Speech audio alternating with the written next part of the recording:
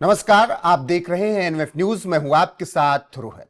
जिस उत्तर प्रदेश को बीमारू राज्य कभी कहा गया, जिस उत्तर प्रदेश में गुंडे माफियाओं अपराधियों का बोलबाला लंबे वक्त तक रहा, जिस उत्तर प्रदेश में कंपनियां आना नहीं चाहती थी, वो उत्तर प्रदेश अब बदल रहा है। उस उत्तर प्रदेश की रफ्तार बदल रही है, उड़ान बदल रही है। और उसी कड़ी में जेवर एयरपोर्ट एक हीरे की तरह उत्तर प्रदेश के माथे पर लग रहा है।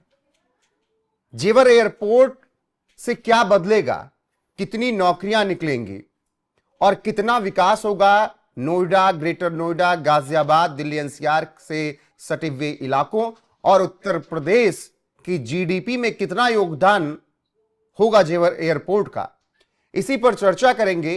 क्योंकि मुख्यमंत्री योगी आदित्यनाथ और केंद्र सरकार की यह महत्वाकांक्षी परियोजना है। एक टर्मिनल बन चुका है और अब आगे की तैयारी है। उससे पहले योगी आदित्यनाथ लगातार समीक्षा बैठक जेवर एयरपोर्ट को लेकर कर रहे हैं। पंकज जी मेरे साथ हैं, उनके साथ चर्चा की शुरुआत करें। उससे पहले आपको जेवर एयरपोर्ट के बारे में थोड़ा सा जानकारी दे देते हैं, तस्वीरें साफ हो जाएंगी कि जेवर एयरपोर्ट से क्या कुछ बदलने जा रहा है। फिर पंकज जी के साथ विस्तार से चर्चा करेंगे। बेहतर कनेक्टिविटी से व्यापार बढ़ेगा। सबसे पहले जेवर airport Yamuna expressway, metro, rapid rail और बुड़ाकी रेलवे स्टेशन से जेवर एयरपोर्ट जुड़ेगा और इससे व्यापार बढ़ेगा क्योंकि कनेक्टिविटी बहुत अच्छी हो जाएगी। उत्तर प्रदेश एशिया प्रशांत क्षेत्र का सबसे बड़ा एविएशन लॉजिस्टिक हब बनेगा क्योंकि जेवर एयरपोर्ट एशिया का सबसे बड़ा एयरपोर्ट बनकर तैयार होगा। कार्गो क्षमता शुरू में 2 लाख टन प्रतिवर्ष होगी, जो 2040 तक 17 लाख टन हो जाएगी और इससे आप समझ सकते हैं कि व्यापार में कितनी बड़ी वृद्धि होगी।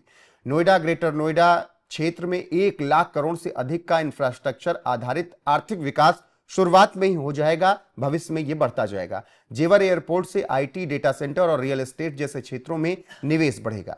अब कितना विकास होगा यह भी समझ लीजिए। जेवर एयरपोर्ट से एयरपोर्ट के लॉन्च के समय aviation operations, ground staff, customer service agents, ramp staff और सिक्योरिटी सर्विसेज में तत्काल रोजगार उत्पन्न होंगे। यानी जैसे ही एयरपोर्ट शुरू हुआ, यहां पर रोजगार मिलना शुरू हो चुका है। कार्गो हब के रूप में कृषि, निर्यात, आईटी और रियल एस्टेट सेक्टर में हजारों अतिरिक्त जॉब्स आएंगी। आसपास के इलाकों में पूरी तरीके से आपको यहां पर परिवर्तन दिखेगा क्योंकि ये नौकरियां जो सृजित होंगी, इससे लाखों नौकरियां जो सृजित हो रही हैं उसमें hospitality, logistics, cargo, retail, transport, tourism और सहायक उद्योगों में रोजगार आएंगे। तो ये नौकरियां सृजित होंगी, विकास होगा और आसपास के इलाकों में ये तमाम तरीके की आपको विकास दिखेंगे। जैसे एयरपोर्ट से जुड़े projects, film city, electronic park, MSME park, renewable energy zone और एग्री एक्सपोर्ट हब के कारण विकास होगा। आसपास के इलाकों में भी विकास होगा जिसमें नोएडा, ग्रेटर नोएडा, गाजियाबाद, यमुना एक्सप्रेसवे, आगरा, मथुरा तक विकास होगा। मतलब यमुना और आगरा तक भी विकास होगा जेवर एयरपोर्ट से। नोएडा, ग्रेटर नोएडा के सेक्टर 98, 133, 140A, 148, 149, 150 में तेजी से विकास होगा और आसपास के तमाम गांवों का भी विकास होगा। जेवर एयरपोर्ट बन जाने से township, high street retail, warehousing और मैन्युफैक्चरिंग हब विकसित होंगे जिससे व्यवसाय बढ़ेंगे। तो ये तो कुछ आंकड़े रहे जो मैंने बताए। अब पंकज जी विस्तार से और बताएंगे कि जेवर एयरपोर्ट पूरी तरीके से जब बन जाएगा, अभी तो पहला टर्मिनल शुरू हुआ है, उसकी भी समीक्षा योगी आदित्यनाथ कर रहे हैं, जब पूरी तरीके से बन जाएगा तो उत्तर प्रदेश की तस्वीर कैसी होगी? रोहित, आपने कहा कि उत्तर प्रदेश बदल रहा है जी। मैं बोलूंगा उत्तर प्रदेश बदल चुका है। नहीं, इतना बड़ा एयरपोर्ट तो पहली बार दिख रहा है ना। नहीं नहीं, आप पहली बार, इतना बड़ा सिर्फ एयरपोर्ट नहीं दिख रहा है। ये भारत का सबसे बड़ा एयरपोर्ट नहीं, एशिया का सबसे बड़ा एयरपोर्ट होगा। एशिया का। एक चाइना में है, उसका दावा यह है कि हम नंबर 1 बनेंगे या जेवर बनेगा।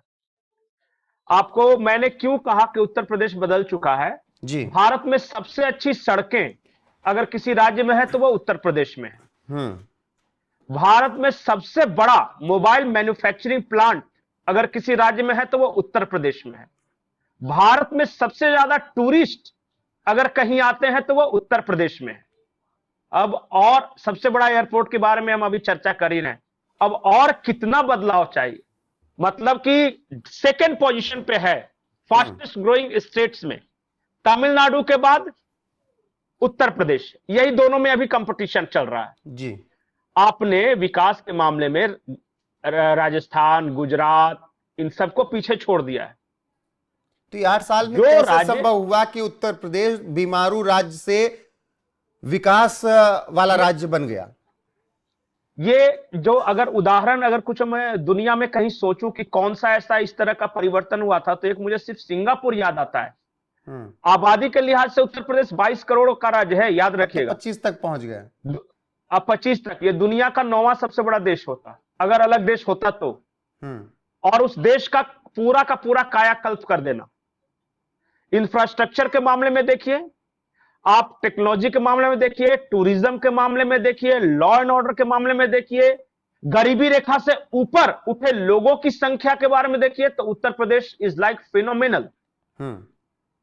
अब आते हैं ये जेवर एयरपोर्ट के बारे में, जो आज हमारा मुख्य विषय है जी। क्योंकि आपने शुरुआत किया था कि बदल ही रहा है, तो मुझे लगा कब तक रहा है करते रहेंगे, कभी तो कहेंगे कि अब बदल चुका है जी। तो अब देखिए, जेवर एयरपोर्ट के बारे में मैंने बताया, ये 1335 या 1355 स्क्वायर हेक्टेयर में फैला हुआ है, हेक्टेयर में।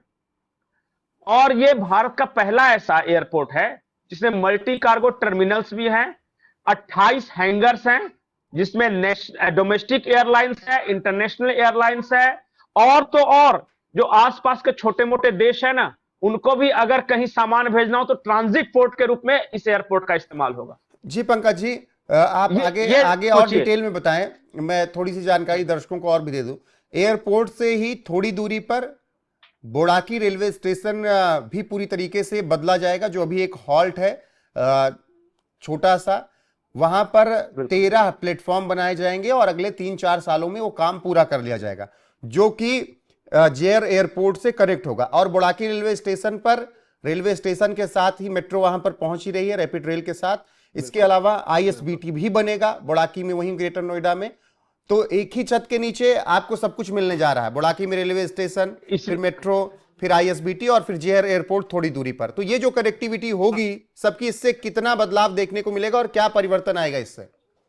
और ये भारत में और कहीं नहीं है इतना बड़ा, इतने बड़े स्केल पे, ये भी साथ में जोड़ लीजिए जी। क्योंकि जब भी आप कहेगा भारत में सबसे बड़ा अगर कुछ आज कल हो रहा है तो उत्तर प्रदेश में हो रहा है।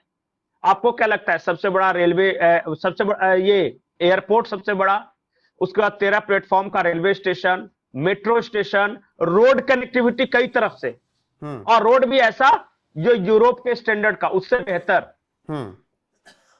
और सोचिए कि वह पूरा इलाका एक ऐसा हब के रूप में विकसित होगा कि जब 2050 रखा गया है, जब ये पूरी तरह फुली फंक्शनल हो जाएगा। अभी जो है ना, सबसे पहले तो एक एक करके टर्मिनल खोला जा रहा है। अभी शुरुआत में डोमेस्टिक एयरपोर्ट एयरलाइंस उड़ेंगी, फिर धीरे धीरे बढ़ाया जाएगा। 28 हैंगर, आज की तारीख में जिस दिन ये उद्घाटन होगा ना, उस दिन 1 करोड़ 20 लाख यात्रियों की क्षमता से ये शुरू होगा, 1 करोड़ 20 लाख से। और 2050 में जब ये पूरा होगा तो 7.5 करोड़ यात्री पर डे। जितनी कई देशों की आबादी होगा उतना तो हमारे एयरपोर्ट पे रहेंगे लोग आते जाते हुए। बिल्कुल, ये सोचिए कितना बड़े स्केल पे ये हो रहा है। और दूसरी बात कि ये जो बनाया जा रहा है ना, तो इसको एक स्विस कंपनी बना रही है, और स्विस कंपनी का ये सबसे बड़ा अब तक का प्रोजेक्ट है। इसीलिए बार बार आपको लग रहा होगा कि खुद जाके निरीक्षण करने जा रहे हैं, आज योगी जी जा रहे हैं देखने। पूरा कंप्लीट हो चुका है, इंफ्रास्ट्रक्चर का काम हो गया है। अब जो होना है ना, वो इसको कहते हैं ऑपरेशनल चीजें अब सिर्फ हो रही है कि वो CISF कहां अपॉइंट किया जाएगा, तो कहां पे आएंगे तो सामान उतरेगा, तो कहां, ये सब अब चीजें ट्रायल हो रही है। Director general of civil aviation वो आए थे अभी कुछ दिन पहले, वो निरीक्षण करके गए हैं, एक एक चीज, हर मशीन काम कर रही है कि नहीं, सिक्योरिटी के कैसे इंतजाम है, एयरपोर्ट के बारीक से बारीक चीजें का रिपोर्ट तैयार करके गया है। वो रिपोर्ट सबमिट हो गया है, जैसे ही आएगा ये काम शुरू, यहां काम करना शुरू कर देगा। एक सवाल मेरा, आप भी दिल्ली NCR में रहे लंबे वक्त तक, यहां पर आपने पत्रकारिता की, आपने इससे पहले वाला भी दौर देखा जब दिल्ली से गाजियाबाद नोएडा आने में एक डर हुआ करता था कि शाम को 6 बज गए तो भैया गाजियाबाद और नोएडा तो नहीं जा सकते, और ग्रेटर नोएडा की तरफ तो कोई सोचता ही नहीं था। ज्यादा बोलेंगे तो बहुत विवाद हो जाएगा, लेकिन क्या स्थितियां थी वो सबने देखा है, किस तरीके से लूट मार छिनैती हुआ करती थी। और अगर महीने की आखिरी तारीख हो 30, 31 और 1 तारीख, तब तो सैलरी लेकर जाने वालों को और डर होता था। वहां से लेकर यहां तक कि आज आपको 2 बजे रात को भी बीटा 1 में ग्रेटर नोएडा के पार्टी करके आप नोएडा आ सकते हैं आराम से, सेक्टर 9, 10, 11, 15 कहीं भी जाना हो तो। रोहित, मैं वो दौर देखा हूं जब आपको शाम का भी इंतजार नहीं करना पड़ता था, दिन दहाड़े चाकूबाजी हो जाती थी, छिनतई दिन में, मतलब कि, और उस वक्त थोड़ा सा सुनसान था भी ये इलाका। एक चीज और चलता था इस इलाके में, जो भी खाली प्लॉट वो उनका, ये बड़ा, अब उनका मतलब कि जो नोएडा ग्रेटर नोएडा के लोग हैं ना, खाली प्लॉट पे कौन कब्जा करता था ये हर किसी को पता है, हर किसी को पता है, नाम मैं क्यों लूं किसी का। वो दौर, मतलब कि अभी लगता ही नहीं कि जो ग्रेटर नोएडा और नोएडा वगैरह ये सब जाते, लगता ही नहीं कि वही दुनिया है, लगता है कोई और हम जगह पे आ गए हैं। और ये सबसे बड़ा इंटीग्रेटेड टाउनशिप है, ये नोएडा से शुरू हुआ था। मैं बिल्कुल मायावती जी को धन्यवाद करना चाहूंगा कि उनका कॉन्सेप्ट था, और फिर नोएडा आया, फिर एक एक करके सेक्टर विकसित होते गए, फिर ग्रेटर नोएडा बना, और अब तो सुनते हैं कि, मतलब कि मैं वहां गया नहीं उस रास्ते से, लेकर सुनते हैं कि पूरा गाजियाबाद, पूरा नोएडा, ग्रेटर नोएडा, ये पता नहीं कहां कहां तक मेट्रो चली गई है। मतलब कि अब नोएडा भी आने में 1.5 घंटे आगे तक, आप जेवर तक मेट्रो पहुंच रही है, मेरठ तक रैपिड रेल पहुंच गई है, मेरठ तक रैपिड रेल पहुंच गई है। अब बताइए, वो मेरठ में हम लोग जाते थे ना, अपने जमाने में हम जाते थे तो पुरानी दिल्ली रेलवे स्टेशन से एक ट्रेन खुलती थी, 3.5 घंटे जाने में लगता था और 3.5 घंटे आने में लगता था। अब आपको 55 मिनट में मेरठ पहुंचना है, 50 मिनट में। अब हमारे लिए तो ये सपना ही है ना, हमारे जैसे लोगों के लिए ये तो जो उस जमाने में जी चुका है, देख चुके हैं, हमारे लिए तो लगता है कि ये क्या तेजी से विकास हुआ है और क्या क्या नहीं है आज के देश में। बहुत सारे ऐसे लोग हैं जो कि एवं जो 40 होंगे वो कहानियां बताया करेंगे कि एक था नोएडा और एक था ग्रेटर नोएडा। बिल्कुल पंकज जी, मैं वही कह रहा हूं कि किसान थे वहां पे लोग। जब जेवर एयरपोर्ट बनकर तैयार हो जाएगा, आप उत्तर प्रदेश की जीडीपी में कितना बड़ा योगदान देखते हैं जेवर एयरपोर्ट का? देखिए, सिर्फ एयरपोर्ट से मत समझिए, एयरपोर्ट एंड एलाइड एक्टिविटीज आप समझिए। हाँ, पूरा आप एक प्रोजेक्ट जोड़ लीजिए। मैं जेवर एयरपोर्ट, बुड़ाकी रेलवे स्टेशन, आईएसबीटी और रैपिड रेल, मेट्रो सब जोड़कर कह रहा हूं, जो पूरा प्रोजेक्ट बन रहा है नोएडा ग्रेटर नोएडा का, एक पूरा का पूरा शहर। मैं अगर उत्तर प्रदेश से तुलना करूं ना, तो एक और शहर किसके बराबर कहूं, समझिए कि एक वाराणसी नया बस गया, उतना बड़ा मतलब एरिया और उतना बड़ा पॉपुलेशन बसेगा, एरिया तो बड़ा होगा, और वो भी बिल्कुल प्लान वे में, सेक्टर बाय सेक्टर, इंफ्रास्ट्रक्चर के साथ, और कॉमर्शियल एक्टिविटीज का तो आप अंदाजा नहीं लगा सकते। मैंने जब कह दिया कि बहुत बड़ा डेवलप्ड शहर अपने आप में ये बस रहा है, तो फिर अब क्या नाम लेना किसी स्मार्ट सिटीज, और इसका अपने आप में वो स्मार्ट है ही, और हर चीज का स्पेसिफिक लोकेशन है। आपको एक मैं जानकारी दे दूं जो कि शायद ऑथोरिटीज के नजर में होगा, वो अच्छी जानकारी है बुरी जानकारी, ये फैसला करें। बहुत सारे जो भू माफिया हैं वहां के किसानों से क्या कर रहे हैं कि 50-50% पार्टनरशिप पे उनके खेतों में इंफ्रास्ट्रक्चर निर्माण कर रहे हैं, ताकि जब मुआवजा मिले तो वो बढ़ा हुआ मुआवजा मिले। और ये बड़े पैमाने पर वहां पे हो रहा है। तो नोएडा ऑथोरिटीज और जो वहां जो सक्षम पदाधिकारी है उनको भी शायद इस बात का नॉलेज है। तो किसानों से कहा जा रहा है कि अकूत संपत्ति हो जाएगी, जो तुम्हारे खेत थे ना वो समझिए कि अब करोड़ों अरबों के वो हो गए, और जब उसमें इंफ्रास्ट्रक्चर बना रहेगा, आप देखिएगा वो जो मकान बने हैं उनमें कोई क्वालिटी नहीं है, ना कोई रहता है ना कोई क्वालिटी है, बस ये दिखाने के लिए यहाँ पे एक मकान था ताकि उसके नाम पे मुआवजा मिल सके जी। और ये भूमाफिया धड़ल्ले से कर रहे हैं जेवर एयरपोर्ट के आसपास के इलाकों में। तो थोड़ा सा सावधान रहने की भी जरूरत है, क्योंकि जब बहुत पैसा आता है, बहुत लोग आते हैं, बहुत बड़ा इंफ्रास्ट्रक्चर बनता है ना, तो हर तरह के फिर लोग आते हैं। जी पंकज जी, बिल्कुल। एक बात तो जान जाइए कि 50 से 55 गांव के किसान अब करोड़पति हो गए। वहां अब गरीब कोई नहीं रहा, जिसके पास एक एकड़ तो खैर बहुत बड़ी बात हो गई कि एक प्लॉट भी अगर जमीन का हो ना, तो वो भी अब करोड़पति है। तो वो पूरा का पूरी फिजा बदल गई है वहां। और कॉमर्शियल एक्टिविटीज तो खैर ये मत कीजिए। कभी कभी तो हम जैसे लोगों को रश्क होता है, जलन होती है, यार उन लोगों ने कुछ नहीं किया, उन लोग के भी तो बाप दादा का वही खेत था जो हमारा खेत था, हम आज भी धान उगा रहे हैं और वो करोड़ों छाप रहे हैं। खैर, लोकेशन का महत्व है अपना पंकज जी, बिल्कुल लोकेशन का महत्व है। उसी लोकेशन से जुड़ी हुई मैं जानकारी थोड़ी दे दूं। अगर अभी अनुमानित देखें जो जेवर एयरपोर्ट से जुड़े हुए जितने भी प्रोजेक्ट हैं, रेलवे स्टेशन, बस अड्डा, सब लेकर, तो 2.85 लाख करोड़ का योगदान ये पूरा प्रोजेक्ट भविष्य में उत्तर प्रदेश की जीडीपी में देगा। इतना तो अच्छे अच्छे जगहों की जीडीपी नहीं होगी योगदान, जितना केवल एक प्रोजेक्ट से होने जा रहा है। एक बात बता दो भाई साहब, पाकिस्तान का टोटल जीडीपी इतना ही है जितना भी आप बताए हैं, 2 लाख करोड़ के आसपास यही, और यहाँ केवल योगी के उत्तर प्रदेश में केवल जेवर एयरपोर्ट के जुड़े हुए सारे प्रोजेक्ट से इतनी जीडीपी में योगदान हो रहा है। अब नहीं, अब आप बताइए ना कहां से तुलना करेगा। एक एक हमारा जो राज्य है ना, वो मतलब कोई मतलब ही नहीं है इन सब चीजों का। हमारी तुलना सिर्फ एक देश से हो सकती है, सिर्फ एक देश, और वो चाइना। मैं अमेरिका से भी नहीं कर रहा।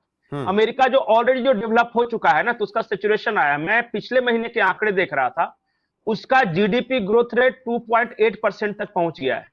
जब ये आए थे ट्रंप साहब तो 4.5 के आसपास था, वो डाउन हो रहा है, सिचुएशन आ गया उस मार्केट में। हम अभी कितनी तेजी से ऊपर बढ़ रहे हैं किसी को नहीं पता, और कितना बढ़ेंगे। सबसे ज्यादा इंफ्रास्ट्रक्चर में पैसा लगाने वाला देश भारत है। चाइना इससे पहले लगा रहा था, अभी बेचारे का स्लो डाउन आ गया है उसका भी। ठीक है पंकज जी, तो अगर किसी भी देश से अगर तुलना करना है अगर ग्रोथ में, तो सिर्फ और सिर्फ चाइना को देखिए कि वो क्या कर रहा है। अगर वो 5G ला रहा है, 6G ला रहा है, 10G ला रहा है, उसका इंफ्रास्ट्रक्चर, और बाकी दुनिया के किस देश से कोई तुलना नहीं। ये सपना है एक तरीके से। हम हर 5वें साल में पूरी तरह भारत को बदलते हुए देख लेंगे। बिल्कुल। फिलहाल अगर जेवर एयरपोर्ट के बारे में चर्चा हो रही है, बिल्कुल फिलहाल अगर जेवर एयरपोर्ट और उससे जुड़े हुए तमाम प्रोजेक्ट्स की बात करें, जिसमें शुरुआत में ही मैंने जिक्र किया, वो चाहे आईएसबीटी का बनना हो पास में, बुड़ा के रेलवे स्टेशन का विस्तार होना हो 13 प्लेटफॉर्म के साथ ही, या फिर रैपिड रेल पहुंचना हो, मेट्रो पहुंचना हो, इसके अलावा अस्पताल, होटल बनने हो। जी पंकज जी, एक बात मैं और कह रहा हूं कि इस एयरपोर्ट को आप समझिए, कई देशों के यात्री आएंगे और उनमें से आसपास के क्षेत्रों का टूरिज्म कितना विकसित होगा, ये सोचिए। वही तो चर्चा हमने शुरुआत में की कि ये केवल नोएडा, ग्रेटर नोएडा का विकास नहीं होगा। अगर शुरुआत में देखें तो मथुरा और आगरा तक सीधे इसका इफेक्ट पड़ेगा। बाकी तो पूरे राज्य का विकास होगा, लेकिन मथुरा और आगरा तक इसका इफेक्ट पड़ने जा रहा है। बिल्कुल। और समझिए कि आज मैंने शुरुआत में कहा कि सबसे बेहतरीन सड़कें अगर पूरे भारत में कहीं है तो वो उत्तर प्रदेश में है। सबसे ज्यादा एक्सप्रेसवे अगर किसी राज्य में है तो वो उत्तर प्रदेश में है। उत्तर प्रदेश से ज्यादा एक्सप्रेसवे कहीं है ही नहीं किसी भी राज्य में। और यही वजह है कि यही वजह है पंकज जी कि 2027 के लिए अभी से लोग कह रहे हैं, ये हमारी बात नहीं है, सरकार की तरफ से नहीं कहा जा रहा है, जनता कह रही है, जमीन पर कह रही है कि भाई जो 2017 में और 22 में हमने किया, हमें 2027 में भी वही करना है और मजबूती से करना है। बिल्कुल बिल्कुल। और मैं तो ये कह रहा हूं कि आज का जो उत्तर प्रदेश में जो लोग रह रहे हैं ना, वो वाकई किस्मत वाले हैं। क्योंकि जो हमारे उससे पहले जो रहे, जिन्होंने वो 90 का दौर देखा और जो आज देख रहे हैं, अब जरा गर्व कीजिए कि आप कौन से युग में जी रहे हैं। और आज की तारीख में उत्तर प्रदेश में जो चाहे रियली में वो पैसे कमा सकता है। बिल्कुल। और आपको अपनी क्षमता के अनुसार अगर आप अपनी क्षमता में काम कर रहे हैं उत्तर प्रदेश में, तो आप आज अपना खुद का विकास कर सकते हैं, प्रदेश का तो विकास कर ही कर सकते हैं। आज के उत्तर प्रदेश में आप कुछ भी अचीव कर सकते हैं। ये सौभाग्य देश के हर राज्य के लोगों के पास नहीं है भैया। ठीक है पंकज जी, ठीक है पंकज जी, आपका शुक्रिया। फिलहाल जेवर एयरपोर्ट की समीक्षा बैठक एक बार फिर से उत्तर प्रदेश के मुख्यमंत्री योगी आदित्यनाथ कर रहे हैं और काम आगे बढ़ता जाएगा। विस्तार से हमने चर्चा की कि क्यों जेवर एयरपोर्ट बेहद महत्वपूर्ण हो जाता है उत्तर प्रदेश के लिए, इससे विकास कितना होगा। जितनी जीडीपी अच्छे अच्छे देशों की नहीं, केवल जेवर एयरपोर्ट से जुड़े हुए प्रोजेक्ट्स जब पूरे हो जाएंगे तो उतना योगदान उत्तर प्रदेश की जीडीपी में वो देंगे।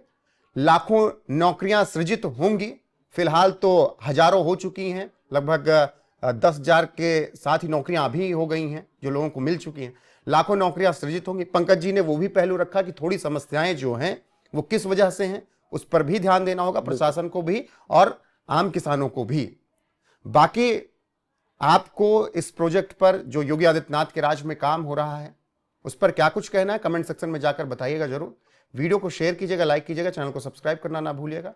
साथ ही एनएमएफ न्यूज की वेबसाइट www.newsnmf.com पर जाकर देश और दुनिया की खबरें विस्तार से पढ़ सकते हैं। नमस्कार।